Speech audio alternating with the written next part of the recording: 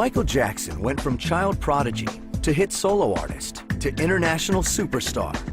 But throughout all his professional highs, there were deep emotional lows. No one really knows what drove Michael to constantly change his physical appearance, but some say it was an outward manifestation of his inner turmoil. He sort of had that Benjamin Button thing going for him, you know, long before we even knew what that was. It was as if the older he got, the younger he appeared in his mind and in his thinking. And the plastic surgeries kept getting more dramatic. We have a cleft chin here. His chin seems to be much wider. This is where people start complaining about his changes on his face. And to make the matter worse, his nose is now thinned out. The nostrils are so small.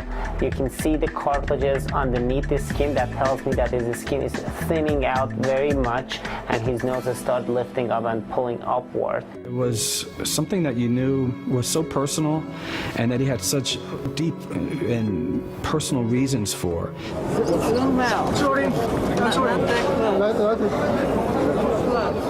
Wanting to be perfect is a common symptom in this disorder. That is, most people with body dysmorphic disorder have a desire to be perfect. And one of the reasons they do so poorly with cosmetic surgery is because they're always unhappy with the result, because the result can never match what they're hoping for. When Michael began wearing a mask, some speculated he was hiding his newest surgery, while others had different theories. And there were people who said that he was a germaphobe and worried about picking up germs. Other people said that it was because of a lupus diagnosis, and because it made his immune system very weak, he was really worried about making himself sick. The focus on Michael's physical changes was eclipsed when in 1993, allegations surfaced of child molestation and drug addiction. It was a real surprise to me, and to other people in his life. Lisa Marie Presley, for instance, came into the picture at that time and tried to help Michael Jackson because of his addiction. In fact, Michael's addiction to drugs is what brought Lisa Marie and Michael Jackson together. The public may have mocked their royal union, but according to Tara Borelli, it was no joke. I wish that people would take it more seriously. Lisa Marie was really the love of his life. I mean, Lisa Marie was the one person who actually touched him, and he appreciated her so much because she helped him during his original addiction in '93. She helped him get into rehab. She helped him with the allegations. It was her idea to settle. I mean, she would say to him, dude, you don't need this in your life. Elizabeth Taylor was also instrumental in getting Michael to rehab and was a constant companion for Michael until his passing. Well, he's one of my closest friends, and we know more about each other probably than any two people. And I love him and he loves me.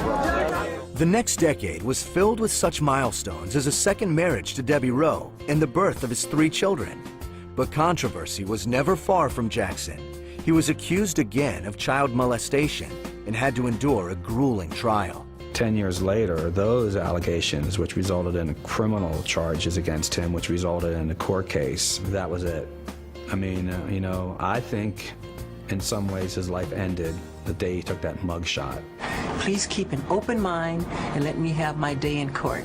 I deserve a fair trial like every other American citizen. I will be acquitted and vindicated when the truth is told. And as the trial sort of wore on, we got to see Michael coming into court every day looking worse and worse and worse, and it was just like The Walking Dead. Looking out of it and showing up to court in pajamas, Michael's erratic behavior almost overshadowed the news of his acquittal. I stood there and I thought, man, this guy doesn't even know that he's been found not guilty. He's on so many drugs right now that he's not even here. He's not even present for this moment.